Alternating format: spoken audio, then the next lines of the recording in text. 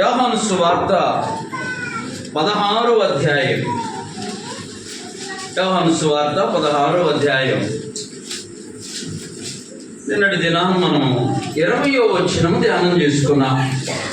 ఈరోజు 21వ వచనాన్ని ధ్యానం చేసుకుందాం. దయచేసి అందరూ బైబిల్లో ఉన్న వారందరూ చూడండి, నేను చదువుతాను. నాతో కలిసి బిగ్గరగా చెప్పడానికి ప్రయత్నము చేయండి.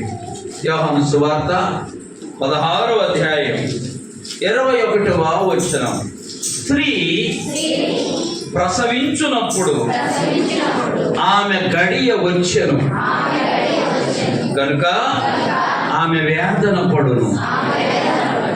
అయితే శిశువు పుట్టగానే లోకమందు నరుడొకడు పుట్టెనని సంతోషము చేత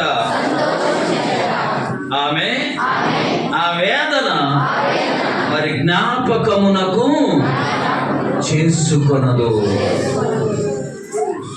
దేవుడి వాక్యము ద్వారా మనందరితో మాట్లాడునుగాక.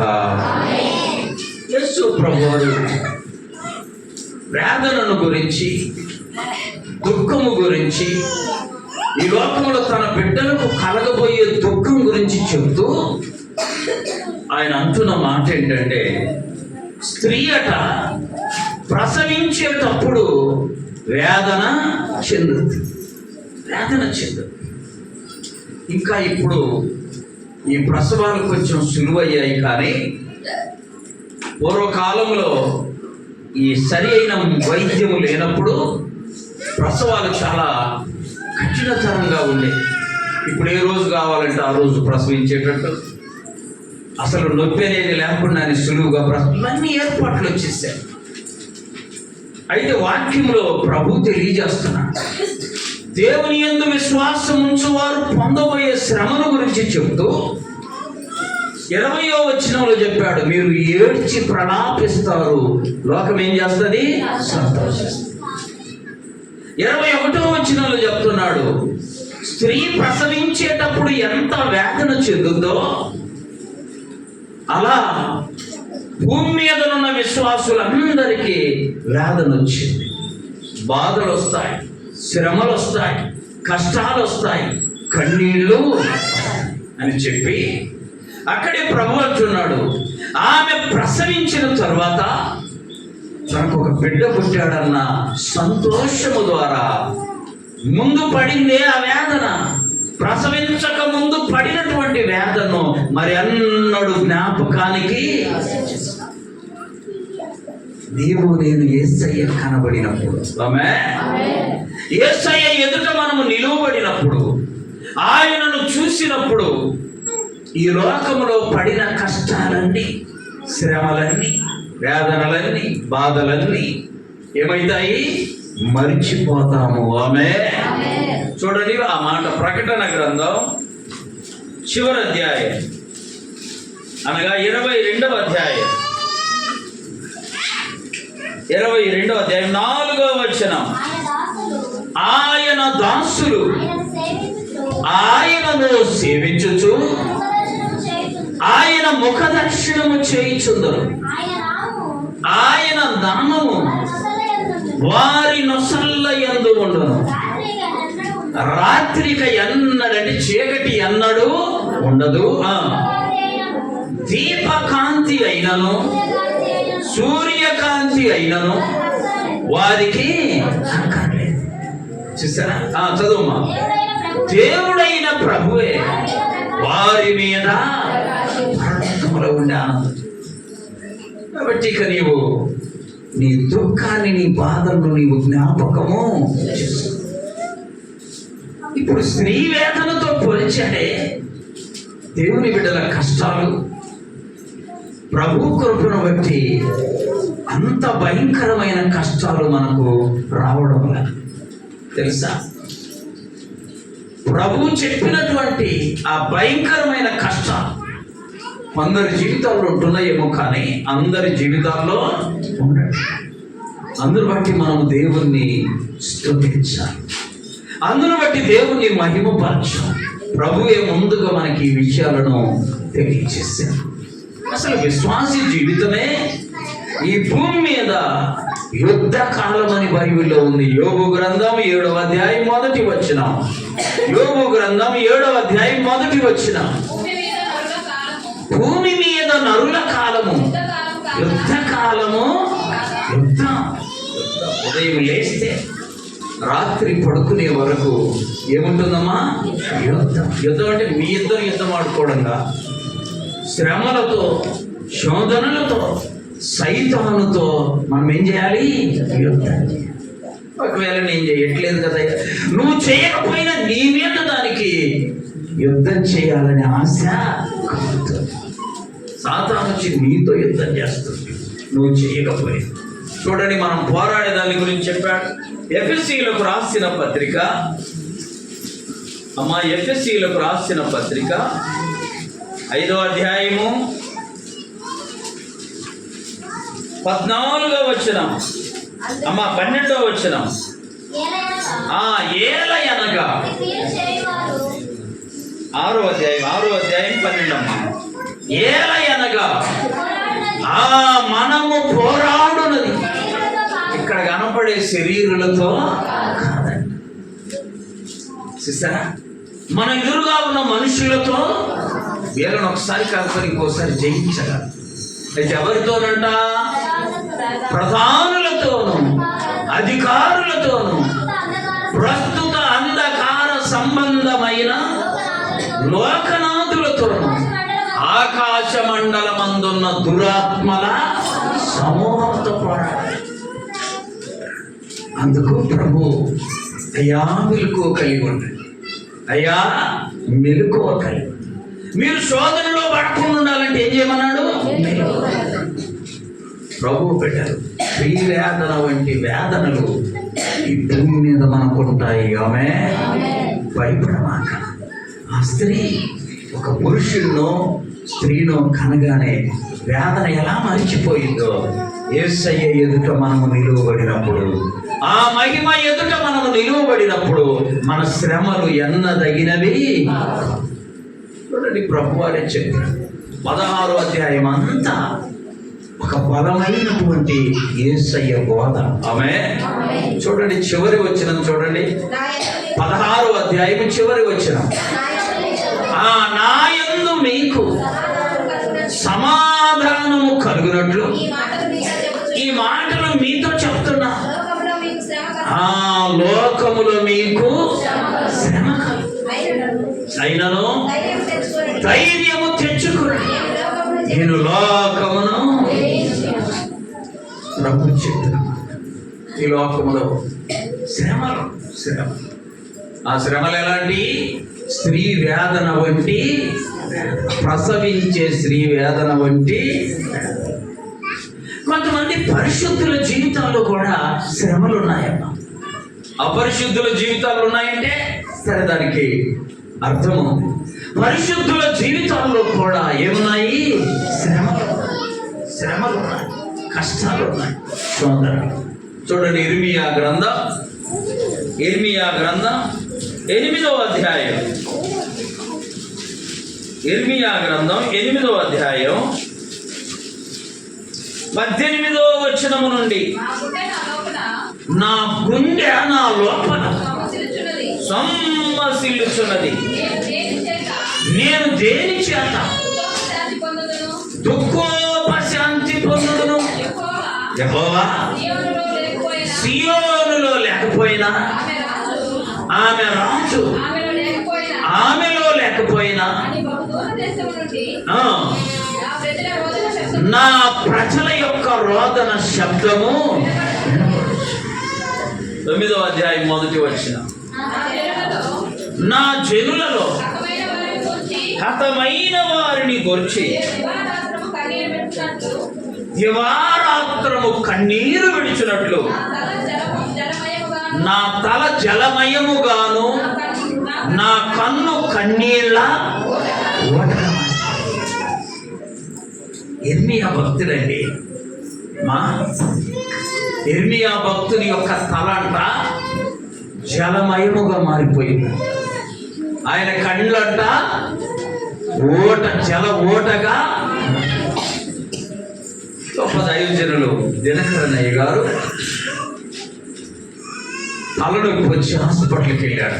ఎక్కువ తలనొప్పి వచ్చి తగ్గడం లేదా, ప్రార్థన చేస్తే తగ్గుతుంది, మళ్ళా డాక్టర్ గారు అన్ని పరీక్షలు చేశాడు, ఏమి తేడా, ఏం చేయాలి? అప్పుడు ఆ డాక్టర్కు ఆ రిపోర్ట్ ఇవ్వగానే నేను ఒక రూమ్లోకి వెళ్ళి మోకరిల్లి కన్నీళ్ళు విడిచి ప్రార్థన చేస్తున్నాడు. చెప్పాలి, ఎందుకు? ఏ లోపము, మనం ఎందుకు ఏడుస్తాం? ఏదో ఒకటి ఉందని చెబితే కానీ మనకి ఏడుపు రా. ఇంత క్యాన్సర్ ఉంది కడుపులో, అయ్యా అని అప్పుడు వస్తుంది దేవుడు కదా. నీకు తలలో ప్రాబ్లం ఉందని చెప్పి అప్పుడు ఏడుపు. ఆయనకి ఏం చెప్పాడో తెలుసా డాక్టర్? నీకు ఎలాంటి ప్రాబ్లము, ఇప్పుడు ఏడుస్తామా మనము? ఎవడున్నో లేవుడు ఆడు, మేము కూడా ఏం సమస్య ఉంటే ఆయన అలా ఏడ్చుకొని ప్రార్థన చేసి దేవుని కంట స్తుతులు చెల్లించాడంట. అయ్యా నా ఒంటిలో ఏమీ లేనందుకు నీకు. మళ్ళా డాక్టర్ దగ్గరికి వచ్చేలాగా కళ్ళన్నీ నీళ్లు కాలిపోతా ఉన్నాయి. అమ్మ వినండి. అప్పుడు డాక్టర్ గారు, అయ్యా నీ తలనొప్పికి కారణం నాకు తెలిసింది. ఏంటయ్యా? ఏంటయ్యా? రిపోర్ట్లో ఏం లేదు.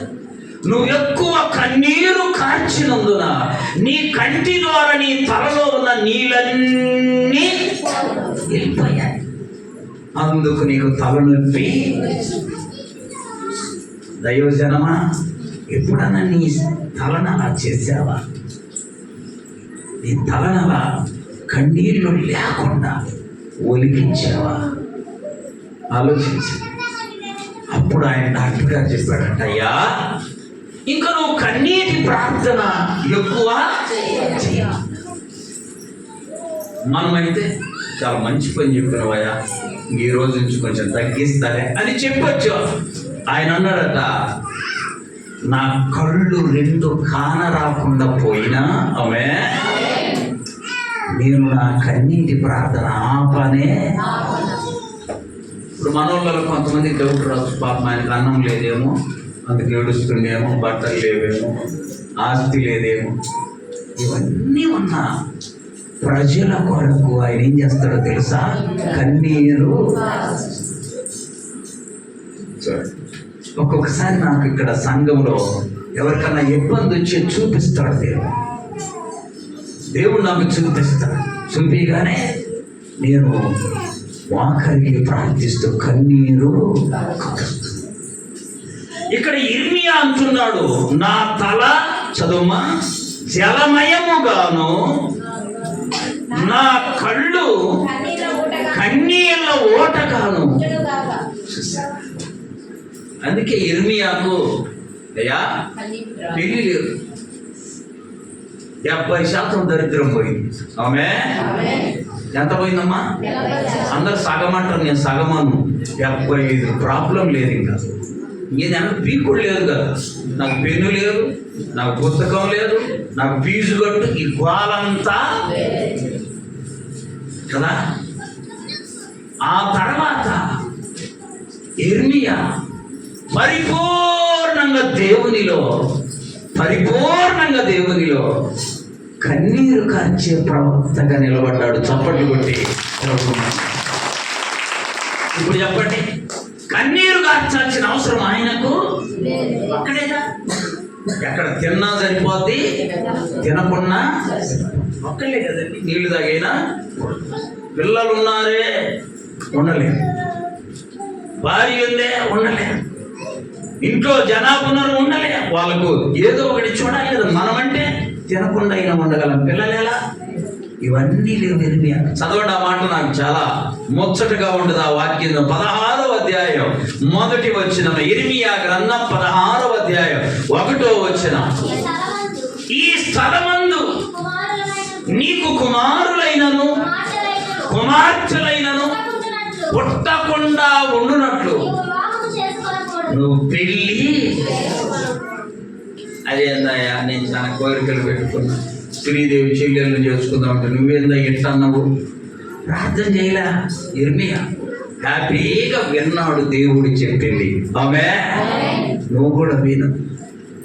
వివాహ విషయమే కాదు, ఏదైనా దేవుడు చెప్పింది మనం ఏం చేయాలి?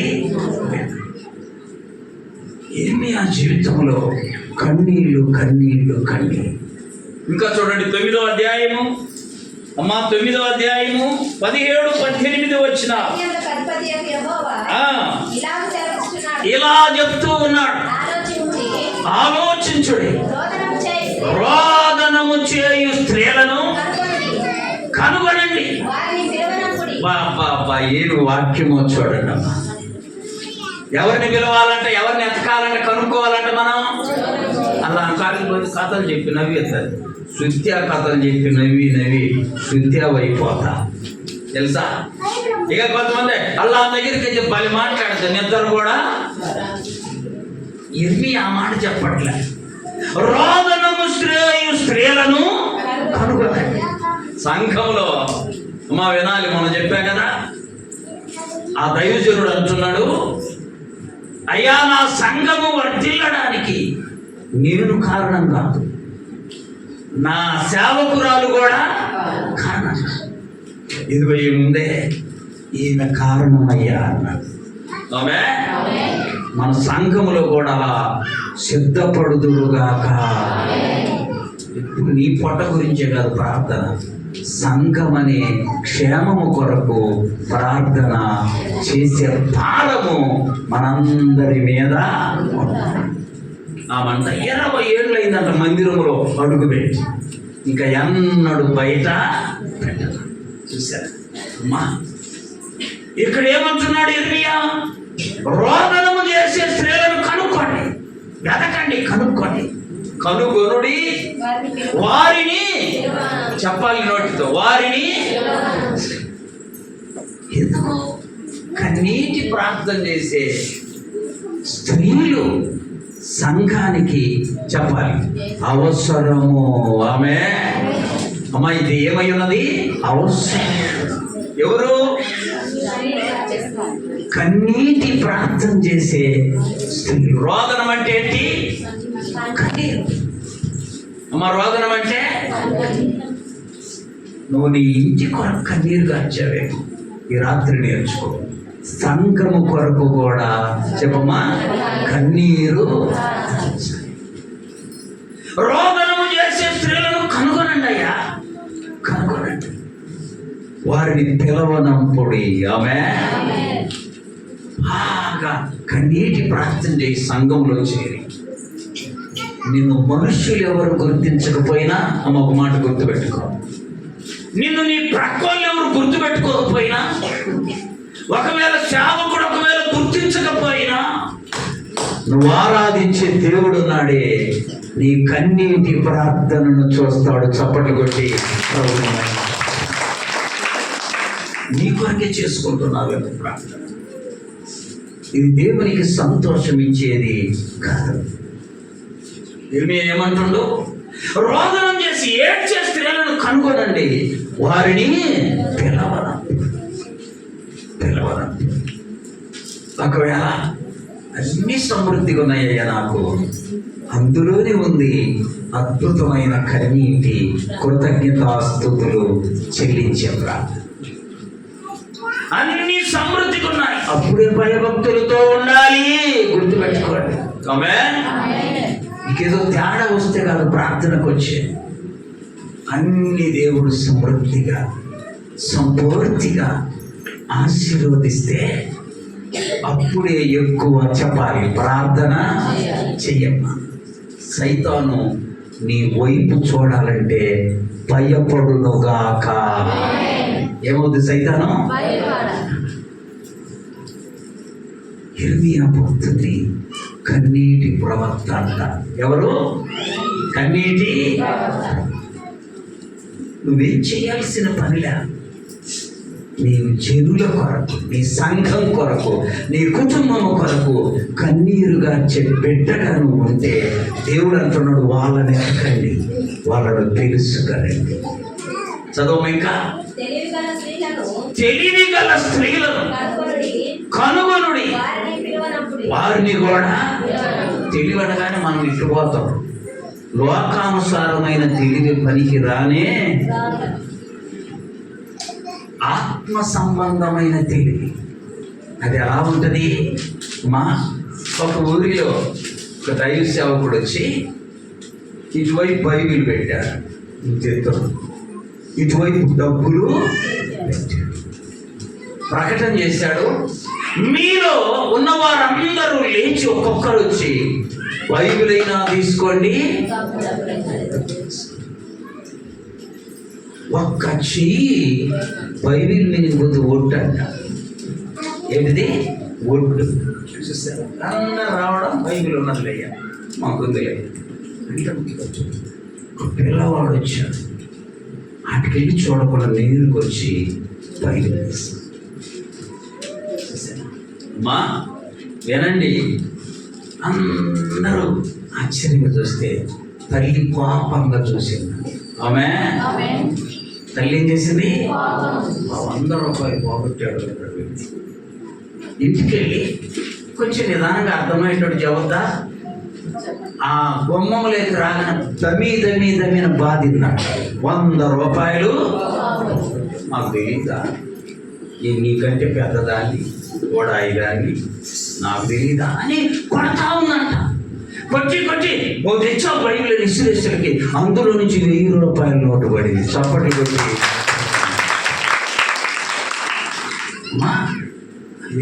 చూసి వీళ్ళు బంగారు కొండ, ఓ బంగారు నాకంటే 900 ఎక్కువ తెచ్చిన. సరే అంతటి తాగిందా? ఊరు మొత్తం తాము నా కొడుకు మంచి పని. ముందేమో తన్నింది, మా తర్వాత ఏమో మంచి పని.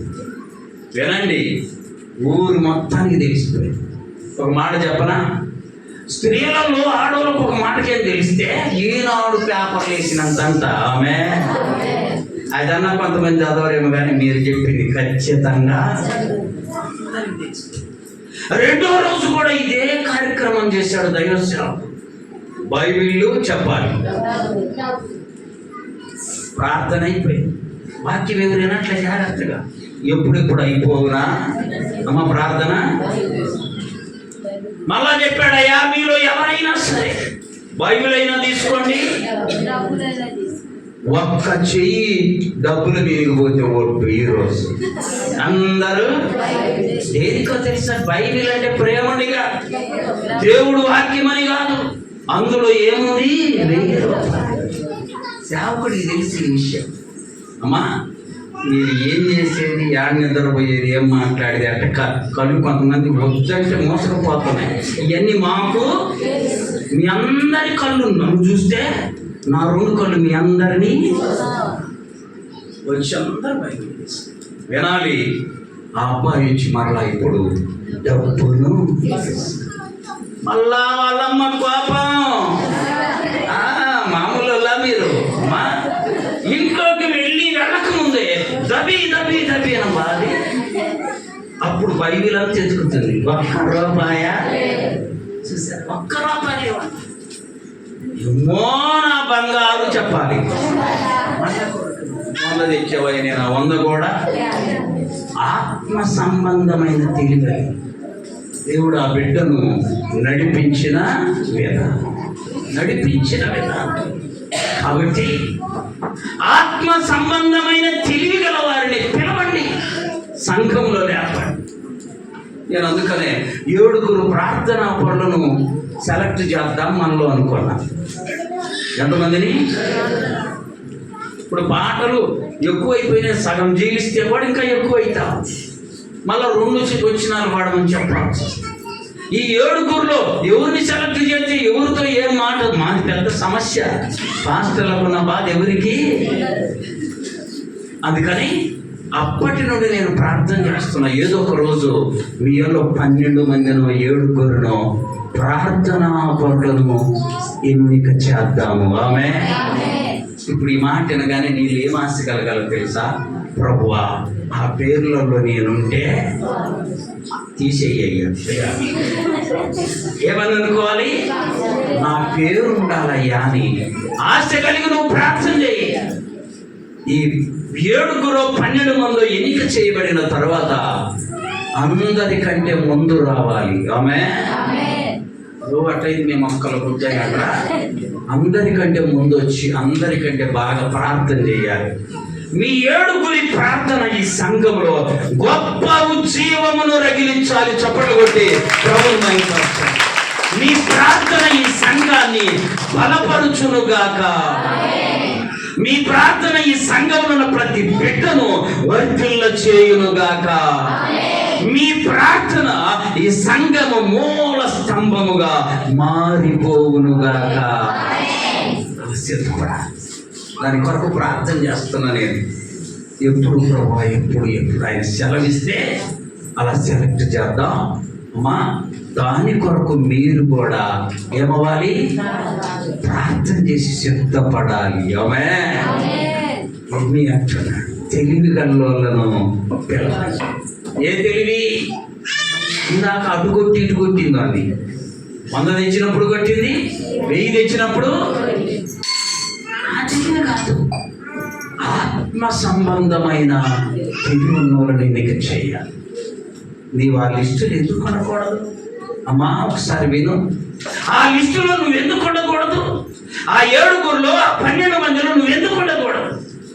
ఉండులాగున నిన్ను నీవు సిద్ధపరచుకుందువుగాక. అప్పుడు చూడు, ఇక్కడ ప్రార్థిస్తున్నావే, జాగ్రత్తగా వినండి. ఇక్కడ ప్రార్థన చేస్తున్న అందరికంటే ముందు వచ్చి సంఘం బలపడమే కాదు, అంతకంటే ముందు నీ ఇల్లు వర్ధిల్లు. ఆమె నువ్వు చేసేది సంఘం కొరకైన ప్రార్థన, దాని ప్రతిఫలము నీకు పోనే. చూడండి 42వ అధ్యాయం యోబు గ్రంథం 42వ అధ్యాయము 5-6 వచ్చిన. వినికిడి చేత నిన్ను గూర్చిన వార్త నేను వేసేది. అయితే ఇప్పుడు కన్నులారా నిన్ను చూచుచున్నాను. కావున అసహించుకొని ధూళిలోను బూడిదలోను పడి ఉన్నా. చదవం ఇంకా. యెహోవా యోబుతో ఆ మాటలు పలికిన తరువాత, ఇక్కడ నుండి చూడండి, ఆయన తేమానీయుడైన ఎలీఫజుతో ఇలాగ సెలవిచ్చారు. నా సేవకుడైన యోబు పలికినట్లు మీరు నన్ను గురించి యుక్తమైనది పలుకలేదు. కాబట్టి నా కోపము నీ మీదను నీ 2 స్నేహితుల మీదను వచ్చి ఉన్నది. కాబట్టి చూడండి, అక్కడ రాయబడిన ప్రాముఖ్యమైన మాట ఏంటంటే, మీ నిమిత్తం నా సేవకుడైన యోబు మీ నిమిత్తం ప్రార్థన చేయాలి. అర్థమైందా? యోబు ఎవరి కొరకంటే ముందు ఆయన కొరకు చేసుకోవాలి అర్జెంటుగా. ఎందుకు ఇబ్బందులన్నీ అన్నా. కానీ దేవుడు అంటున్నాడు, అయ్యా యోబు గారు మీ కొరకు ప్రార్థన చేస్తే ఆయన ప్రార్థన విని మిమ్మలను నేను క్షమిస్తా. నువ్వు సంఘములో ప్రార్థన చేస్తే మా సంఘమంతా వర్ధిల్లుతుంది. అట్లా అని నీ కుటుంబం వెనకబడదు, నీ కుటుంబము కూడా. కాబట్టి ఆత్మీయ జీవితంలో యోబు గారి వంటి సహనములో ఈ శ్రమలన్నిటినీ మనము జయించుదుముగాక. చూసారా? ప్రభు కృపను బట్టి ఇర్మియా గారు ఎంత వేదన చెందుతుంటే, ఇంకో భక్తుని దగ్గరికి వెళ్దాం. చూడండి 6వ కీర్తన 6, 7, 8 చరణ. కీర్తనలు 6. నేను మూలుగుచు అలసి ఉన్నా, ప్రతి రాత్రి కన్నీరు విడిచుచు నా పరుపు తేల చేయుచున్నా, నా కన్నీళ్ళ చేత నా పడక ఏమైందంట?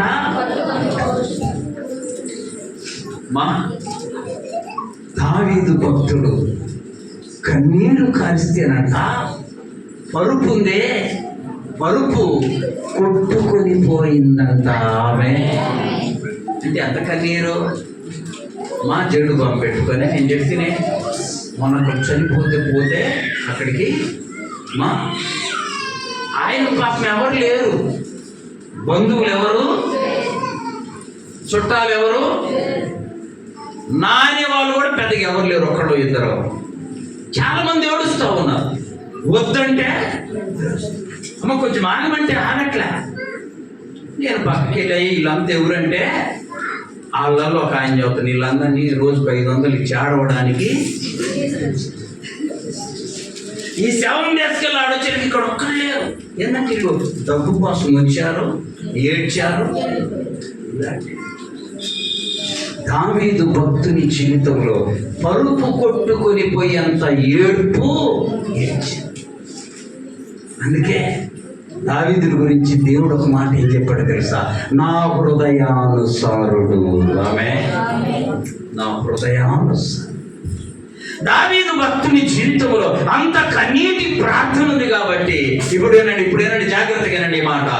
ఆయనను చంపాలనుకున్న వాళ్ళు చనిపోయారు, కానీ దావీదు భక్తునికి ఏమీ మా ఇదే స్తోత్రం. నీ నా ప్రార్థన బలమైనదిగా చేసినప్పుడు నీకు కీడు చేయాలనుకున్న వాళ్ళు వెళ్ళిపోతారు, మాయమైపోతారు, కానీ నీకేమీ. దావీదు భక్తుని జీవితం చదువు ఇంకా 7వ చరణం. విచారము చేత నా కన్నులు గుంటలు పడుచున్నాయి, మాకు బాధ కలిగించువారు వారి చేత చెవికి ఉన్నాయి కన్నులా యెహోవా రోదనతోని విని ఉన్నారు. చూసారా, దేవుడు నీ రోదన వింటాడు. ప్రసవించే స్త్రీ వేదన వంచి వేదన నీకు అప్పుడు నీ వేదన దేవుడు వినుగాక. 42వ కీర్తన 3వ చరణం. 42వ కీర్తన 3వ చరణం. నీ దేవుడు ఏమాయనని వారు నిత్యము నాతో అనుచుందురు, రాత్రింబవళ్ళు నా కన్నీళ్ళు అన్నము అయ్యేనంట. నీ జీవితంలో ఎప్పుడన్నా ఇలా ఏడ్చావా? ఆమె విశ్వాసి జీవితంలో ఇలాంటి ప్రార్థన ఉండాలి. అది కత్తి లాంటి ప్రార్థన.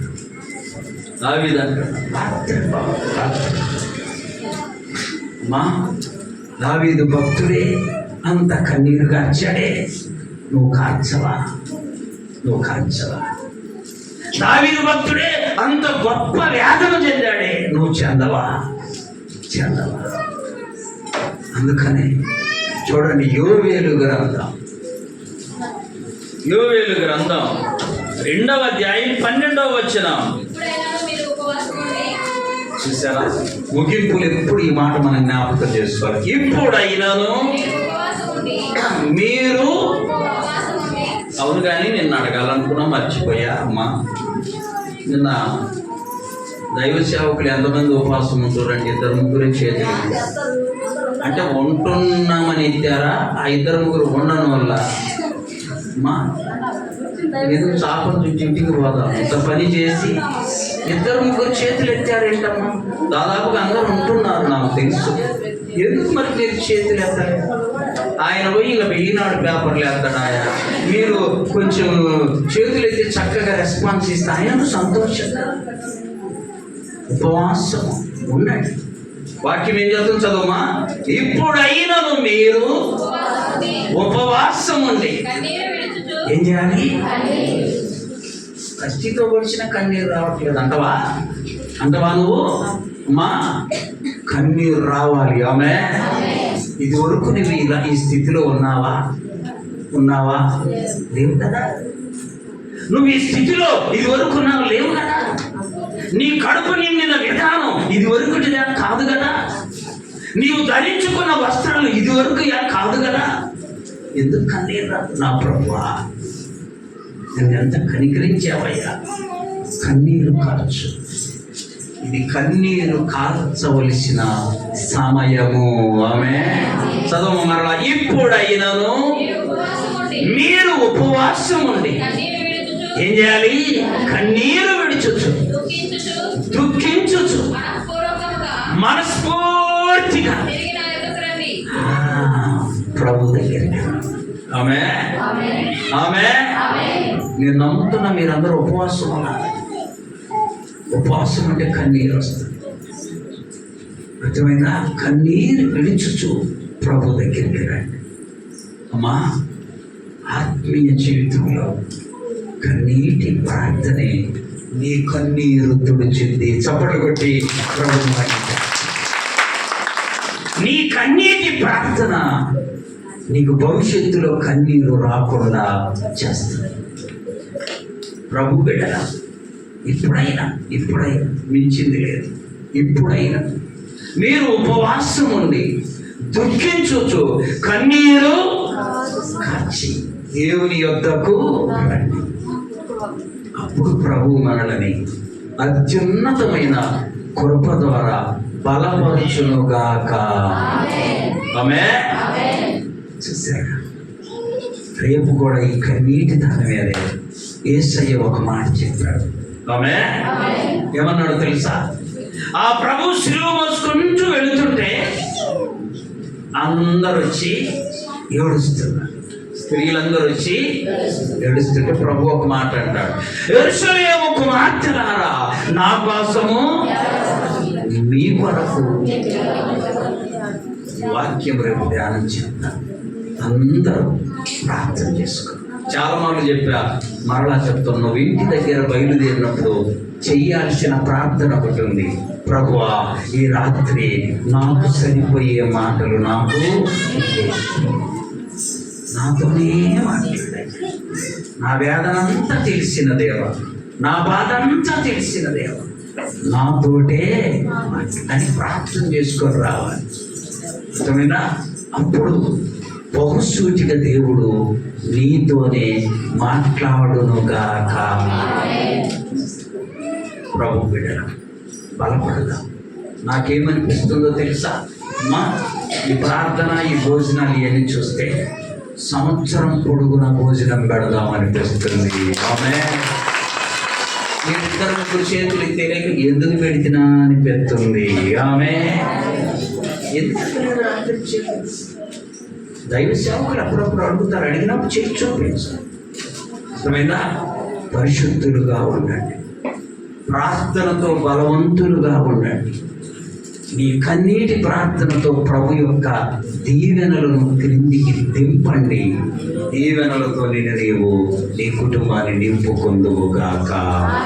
మోకరించండి, ప్రార్థన చేసుకున్నాం. ప్రార్థన చేసుకున్నాం. అందరూ దయచేసి మోకరించి ప్రభు సన్నిధిలో